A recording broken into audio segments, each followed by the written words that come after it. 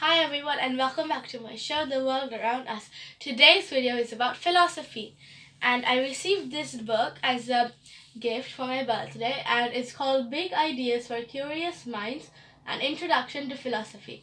And even though philosophy is a very complex subject, this book explains it in a very simple way, so it's very good for children and it's also very interesting so adults can learn from it too. I'm going to start by saying what philosophy is. And this is a picture of me reading this book, even though I don't have ginger hair or I don't wear glasses, but never mind that. Philosophy is quite a mysterious subject. Very few people understand it. Philosophy comes from two ancient Greek words, philo, which means love, and sophia, which means wisdom. Together they make the word philosophy, which means the love of wisdom. I'm going to start by exploring some key ideas with you. So, imagine you wanted to go to the museum this weekend and your parents said they would take you, but then some work came up for your parents and they say that they'll take you later. And then suddenly everything seems very boring and you're disappointed. And your parents tell you to go clean your room. And even though usually you do this, today you don't feel like it and you say no and there's an argument between your parents and you end up coming to your room and slamming the door. And you have a very powerful feeling inside you, and that feeling is upset, but your brain's confused on what started the feeling.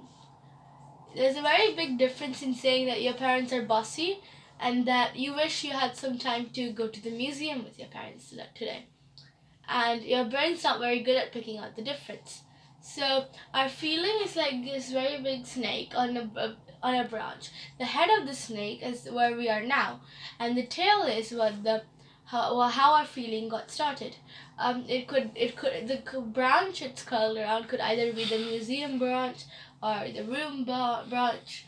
And sometimes when people are mean to you, it's not that they're unhappy at you. It might be that something happened to them early on in the day that they're not so pleasant about. There's another idea here. Similarly, some people are bullies and they make you feel bad and small and unhappy. But the truth is, they're not mean. They feel small and unhappy themselves. So, they think that making other people feel unhappy could take away their problems, which is not true. I'm going to read about a philosopher called Zara Yacoub. Zara Yacoub thought that there are quite some difficult times in life, and that some people are sympathetic about them, but some people, by mistake, turn cruel and mean.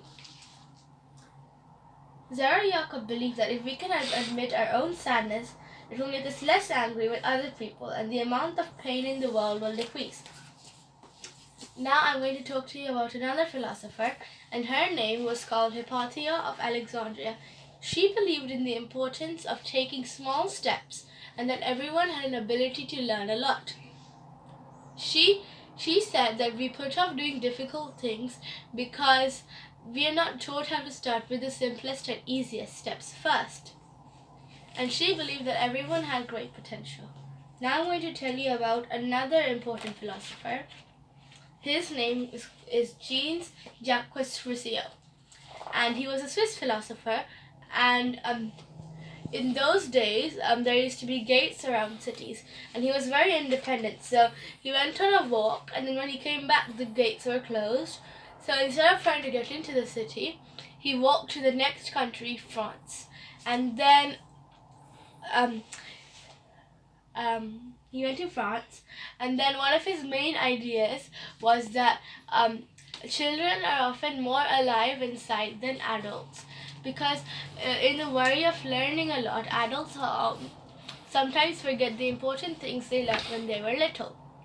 And they say that instead of adults always teaching children, adults always also have a lot to learn from children.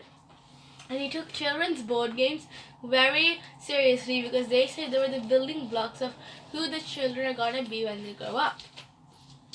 Another philosopher is called Friedrich Nietzsche. I'm not sure if I'm saying his name right, but I think that's how you say it.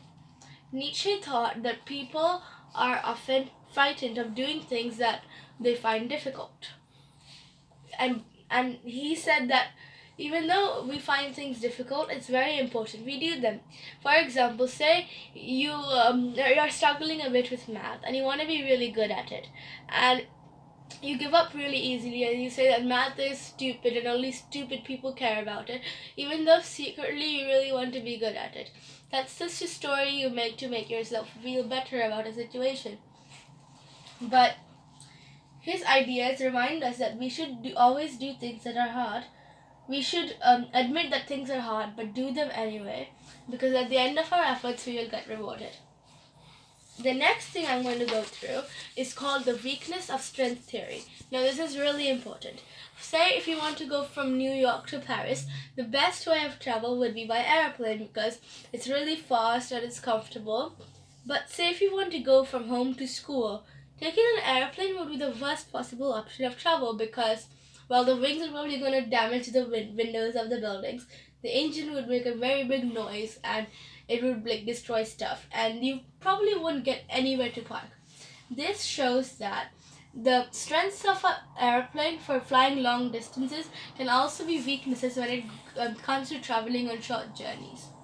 This is a very big idea here. Strengths can also be weaknesses. You can't be good at something without also being bad at something else. Say you want to be good at something, but you're struggling a little, but you also know you have talent in other areas. So everyone has strengths and weaknesses. A philosopher called Ralph Waldo Emerson was interested in how good things we admire often have drawbacks. By looking at these strengths and weaknesses, Emerson pointed out something that's sad but also very important. Nothing can ever be perfect.